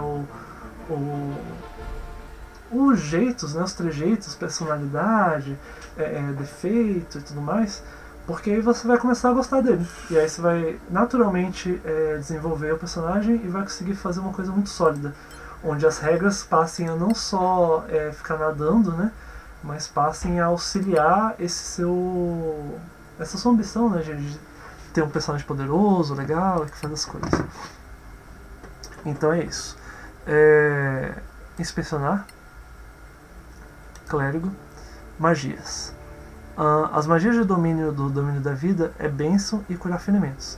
Muito pertinente, muito legal. Essas magias você já ganha preparadas, ok? Você pode preparar um número de magias igual ao seu nível mais um modificador de sabedoria. 4 ao todo. Então, 1, 2, 3, 4. E ganha 2 de domínio. Né? O domínio da vida te dá essas 2 aqui. Então agora você pode escolher da sua lista de clérigo. Eu vou falar as que são mais únicas, né? Que só aparecem na lista de clérigo e eficientes no jogo. Então não marque as daqui do Solasta, porque o Solasta não tem todas as magias, né? Então vamos lá. Eu vou primeiro falar as que tem, né, aqui no Solasta, que fica mais fácil. Santuário. Santuário é uma magia de ação bônus que você protege uma criatura alvo que não vai poder atacar, senão ele sai do efeito do santuário. Mas enquanto ele estiver nessa proteção, nesse escudo, inimigos não vão conseguir acertar ele. Eles vão ter que fazer um teste para tentar acertar. Se eles falharem, eles simplesmente não vão poder atacar. Então isso é muito útil para você mesmo, como clérigo, se proteger, já que você não pretende atacar os inimigos, porque a partir do momento que você ataca, a magia quebra, né? Já que você não tem o intuito de atacar os inimigos, mas sim de proteger seus aliados, de usar o kit de primeiros socorros, isso aqui vai te salvar muito, permitindo até que vá ali na frente do campo de batalha impune, né? Ficando impunemente. porque você vai lá na frente e os caras não vão poder te atacar. Lembrando que o posicionamento, você simplesmente andar no campo de batalha, já gera vários efeitos. Por exemplo, se você usou santuário em você, e aí você tem o seu ladino na equipe. Se você chega perto de um inimigo que não é um inimigo qualquer, um goblin, por exemplo. Eu gosto de goblins, né? Não sei se vocês já repararam. Mas enfim, se chegou perto de um goblin, você pode até não atacar o goblin, mas a sua mera presença perto do goblin faz o seu ladino poder atirar uma flecha com um ataque furtivo. Sem essa sua ajuda, sem esse seu posicionamento avançado, você não estaria dando esse bônus pro seu amigo ladino. Então isso é muito interessante. Agora, sem a magia santuário, você se colocar numa posição tão à frente de combate é muito arriscado. Porque assim, a primeira coisa que os inimigos vão fazer quando verem um clérigo bonito, curando todo mundo, vai ser mirar na jossa do seu clérigo para te matar. Não tenha a menor dúvida de que isso vai acontecer, porque vai acontecer. Clérigo tem uma seta na cabeça. Mate-me, mate-me. Ok? Então, essa magia santuário vai ser de extremo bom gosto, de extremo bom tom, muito útil, muito forte. E, inclusive, não só para você, mas também para quando tiver situações, né, onde a missão é tipo, salve a princesa, ou vamos mudar um pouco, salve o príncipe, né? E aí tem lá os inimigos, eles estão querendo matar a jossa do príncipe. Aí você vai e taca o santuário no príncipe. Agora os inimigos não vão conseguir mirar nele. Então assim, é uma magia extremamente útil, né? Defensiva, é realmente muito forte. Passa toda a vibe do clérigo de proteção. Tá, vamos lá. Mas como não só de carícias vive o clérigo, né? Vamos causar um pouco de dano. Que os olhinhos de vocês ficaram brilhando, né? Quando eu falei que o clérigo era o cara que causava mais dano. Tá aqui, ó. É porque infligir ferimentos causa 3d10 de dano. Se você olhar lá, a arma mais legal do guerreiro causa 2d6. Né? Ou seja, o máximo de uma espada é 12, enquanto aqui o máximo é 30, né? Então assim, é brutal. Brutal a diferença. Então você tem isso aqui, é muito bom. Não é a sua função principal, ok? Então isso aqui vai ficar guardado as 7 chaves como último recurso, mas se você tem esse poder, você pode utilizar numa hora crítica, vamos dizer assim. Lembre-se que você só tem 2 espaços de magia. Se você ficar usando essa jossa a cada goblin que você vê, você vai ficar sem espaço de magia para conjurar santuário ou as outras magias que eu vou falar. Ok? Tá, vamos lá. Próximo, ainda no dano, pra você ver que o clérigo é um cara de dano, é um cara que ajuda, é esse daqui. Essa magia você vai usar não só no nível 1, mas no nível 1 ao nível 20. Ok? Claro que no nível 20 você vai dar outras prioridades. Essa magia aqui no nível 20 acaba aparecendo mais. Eu vou até voltar aqui antes de continuar o raio traçante para explicar uma coisa. Essa magia, ela é da família dos 4 poderosos. O que é a família dos 4 poderosos? É porque hoje em dia o D&D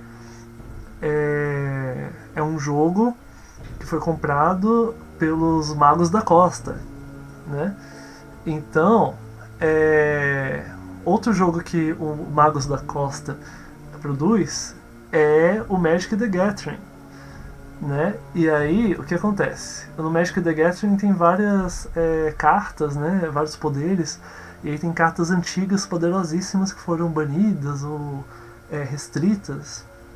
E aí tem uma lenda, né? Um jeito de se chamar essas cartas, né? Que eram os 4 poderosos, né? Que são cartas muito fortes no jogo, tipo Black Lotus e outras lá. Aí aqui eu brinquei e fiz a mesma comparação. Por quê? Porque a magia Chuva de Meteoros, ela dá 40d6 de dano. Essa é a magia de nono círculo mais forte do jogo em questão de dano direto. Dano fácil e direto, chuva de meteoros é a mais completa, a mais fácil do jogo. Ok. Mas a chuva de meteoros não é a única. Ok? A média de dano de chuva de meteoros é 140 de dano. Quando você usa infligir ferimentos, magia de nível 1 em níveis mais altos, ela vai ganhando um dado por nível da magia, por círculo da magia. Então, se você conjura isso daqui no nível 9, você vai ganhar mais 8 dados, o que significa que você vai ter 11 D10. Ok? 11 D10 de dano é muito dano. Mas se você acha que 11 D10 tá bom, é porque você ainda não reparou no pulo do gato dessa magia. Isso aqui é uma jogada de ataque. Ou seja, é a mesma coisa que o seu guerreiro atacando com a espada. Assim, efetivamente é a mesma coisa. Ele vai atacar com um ataque físico ou você vai fazer um ataque mágico. Mas ambos vão fazer um ataque corpo a corpo e ambos vão fazer rolagens de ataque. Toda rolagem de ataque existe uma coisa chamada 20. 20 natural é um crítico na mecânica do jogo. E um crítico na mecânica do jogo, do quinta edição, significa que você vai rolar o dobro de dado de dano. Então, se você está rolando 11 de 10 de dano e der crítico, você vai rolar 22 de 10 de dano. Uou! Ok, a média disso é 121? Eu acredito que é isso. É muito, muito, muito dano. 121 de dano. Se vocês repararem, é muito perto da chuva de meteoros, que é 140. Flerta ali, né? Então eu chamo ela de uma das 4 poderosas. Chuva de meteoros, infligir ferimentos e ainda tem mais 2, que eu vou falar no futuro. Para as classes que tem essas magias, claro. Agora, o interessante é que você pega esse infligir ferimentos no nível 1, né? Enquanto a chuva de meteoros você pega só no nível 11. Então, no nível 11 não, desculpa, no nível 17. Então é lá no final do jogo, enquanto isso aqui está desde o nível 1. Então esse tipo de magia aqui, apesar de ter a condição do crítico, é muito cedo, né? É um poder muito forte muito cedo. Então é realmente para se prestar atenção nisso aqui. Tá bom? Só um detalhe, críticos podem ser forçados, fica a dica. Tá, raio traçante, ela não vai beber da mesma fonte, apesar do dano inicial dela ser 4d6, que é dano pra caramba. Ela não vai beber da mesma fonte do infligir ferimento só porque o dado que ela ganha por nível é um d6. Então na hora que ela der crítico, não vai ser tão eficiente quanto o d10. É só isso. Mas no geral você vai usar ela muito parecido. Isso aqui você vai usar para ataques à distância, certo? Como você tem essa destreza maravilhosa, você não vai conseguir usar bestas, porque se você tirar 1, você vai estar causando 0 de dano. Então esquece ataques à distância com a arma, ok? Agora, ataques à distância com magia você ainda pode fazer, que aí você vai usar o bônus de magia, de sabedoria. E aí aqui é um dano muito sólido e que tem um radiante ainda por cima, né? Que é um tipo de resistência que muitas criaturas não têm. Basicamente só quem tem resistência a dano radiante são os anjos. É quase isso. Então é muito, muito conveniente. E o último efeito da magia, ela torna o alvo dela fácil de ser acertado. Né? O jogo aqui ele colocou como alvo de raio traçante. Né? Mas é porque depois que você bate o raio, acertou o raio no inimigo, qualquer aliado seu vai ter vantagem para atacar ele. Inclusive você. Né? Quem for o primeiro a atacar esse inimigo, né, vai ter vantagem. Então isso aqui é de extremo bom gosto, de extremamente útil, extremamente forte para você ajudar, por exemplo, o seu ladino.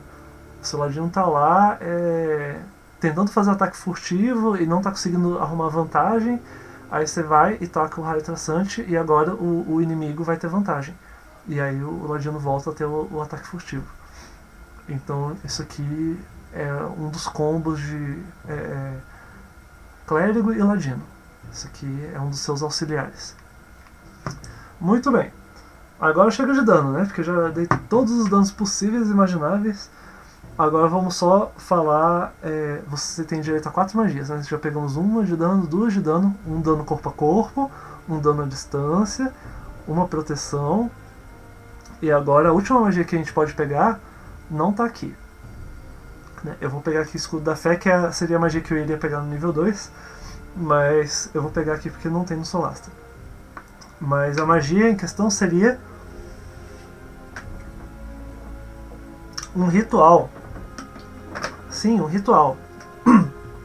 Aqui, ó, tá vendo esse livrinho? É um ritual. Detectar magia.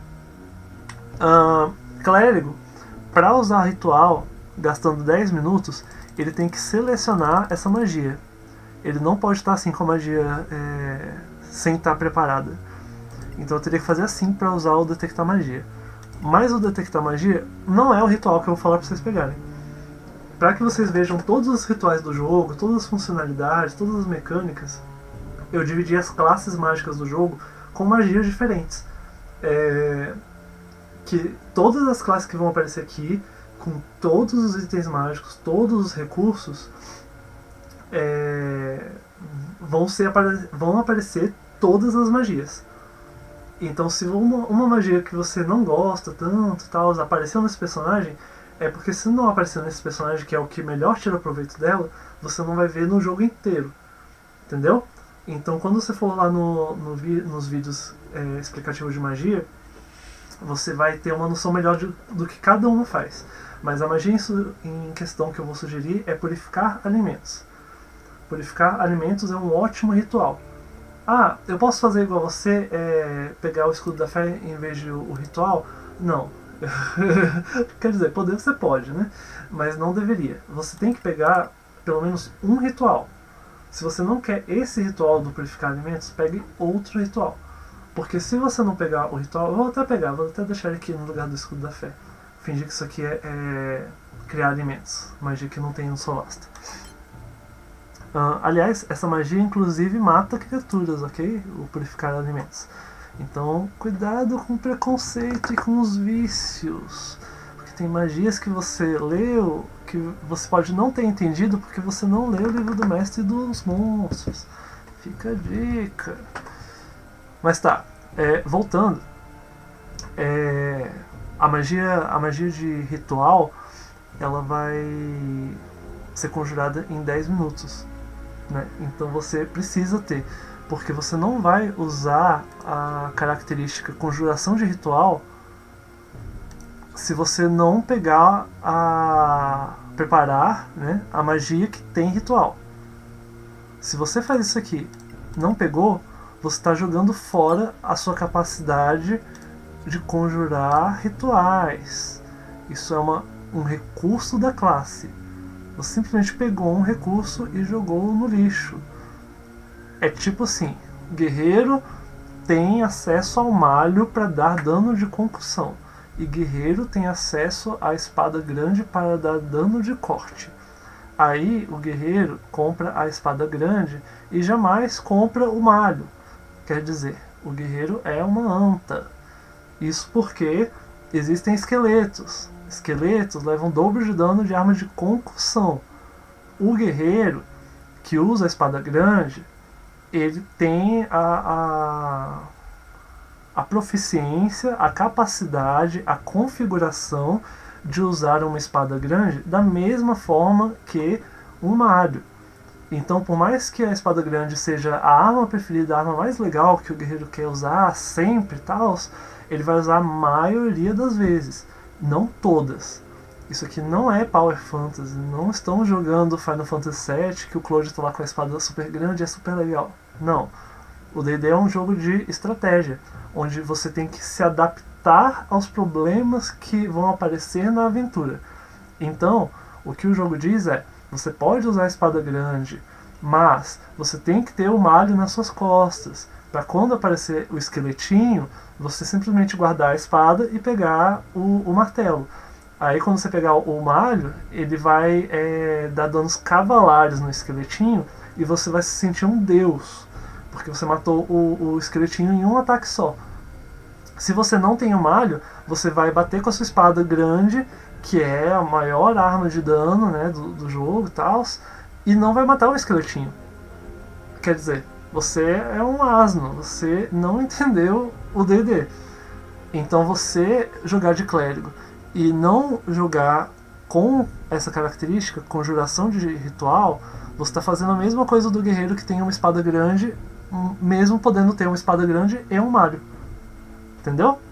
Então você sempre tem que ter um ritual. Um ritual. Aí qual ritual é mais apropriado para o seu jogo, a sua aventura de masmorra, o seu mestre e tal, aí vai depender. Ah tá, Arcanes, mas então se você diz que ritual é tão importante, eu tenho que aproveitar, então eu vou colocar todas as minhas magias de ritual. É isso? Não.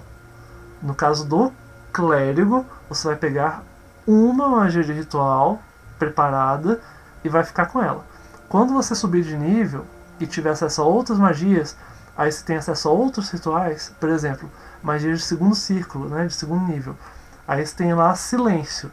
Aí, opa, silêncio é forte pra caramba, gostei, vou pegar esse ritual. Aí o que você vai fazer? Você vai tirar essa magia preparada do primeiro nível e vai colocar no silêncio. Entendeu? Sempre tem que ficar com um único ritual já é suficiente para alimentar essa característica aqui, porque vai abrir o leque de possibilidades do seu clérigo de aproveitar os benefícios de uma magia ritualística. Entendeu? É isso. Uma só já é o suficiente. Aí o resto tudo você pega do jeito que você quiser, que eu sugeri aqui maneiras inclusive bem ofensivas, né? Eu pude fazer essa ofensiva aqui, por quê? Porque o domínio já pegou as magias defensivas, né? Já, o curar ferimentos, o benção. Então já está com um ótimo equilíbrio aqui. Existem outras magias que vocês devem estar falando, poxa, mas isso aqui não é bom, tal, isso aqui não é bom.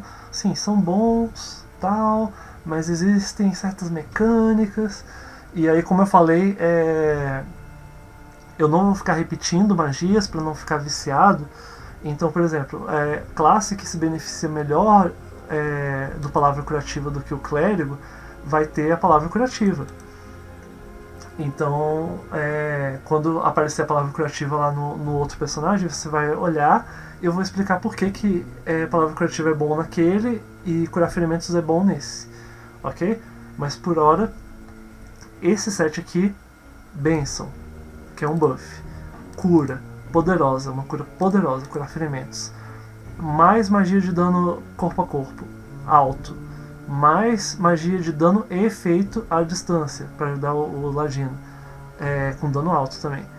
Mais efeito de proteção, que serve tanto para você quanto para outras criaturas e que não usa concentração, ou seja, acumula com bênção.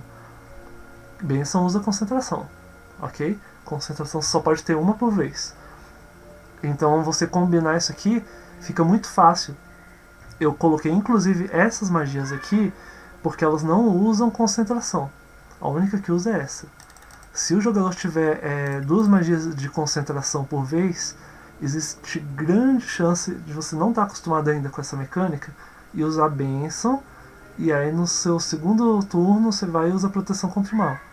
Isso vai quebrar a sua bênção. Ambas têm concentração. Ok? Então, para deixar mais fácil, essas builds clássicas que eu estou apresentando aqui, elas também são anti-conflito. Né? Você não vai ter muitas possibilidades de se embananar, de confundir as coisas. Né? O time do clérigo nunca vai ter o paladino que tem acesso à bênção também. Por quê? Porque o paladino tem bênção, mas não fica tão legal. Agora o clérigo tem. Então aqui é a prioridade. Aqui vai aparecer. Lá no paladino não. Já vi times onde tinha um clérigo e um paladino, e o clérigo conjurou bênção, o jogador do paladino que não estava prestando atenção foi lá e conjurou bênção de novo. Quer dizer, não acumula a magia bênção, ok? Então foi desperdício. Então, se o time simplesmente tivesse a composição de ser um clérigo e um guerreiro, que o clérigo é o suporte do tanque guerreiro, ele foi concebido para isso, é o grupo mais sinérgico, vamos dizer assim, e clássico, não ocorreria esse problema da dupla bênção, né? Não teria espaço para isso. Então o jogador do guerreiro, no caso, né, mesmo que tivesse distraído, ele não poderia conjurar a bênção, simplesmente porque a classe guerreira é sinérgica com o clérigo e não compete. É isso. Ok, e por fim, finalizamos o clérigo, conseguimos terminá-lo. Foi um vídeo bem longo, mas eu acredito que deu para esclarecer muito do porquê que o melhor clérigo básico do jogo é o humano, certo? E como você deve proceder. Vão haver mais vídeos ainda sobre ações, que tipo de ações o seu clérigo vai fazer, assim como a progressão do nível do clérigo, para que você não tenha dúvidas nenhuma, que todos os segredos do Vecna sejam revelados e que assim possamos vencer dele. Muito bem, até a próxima!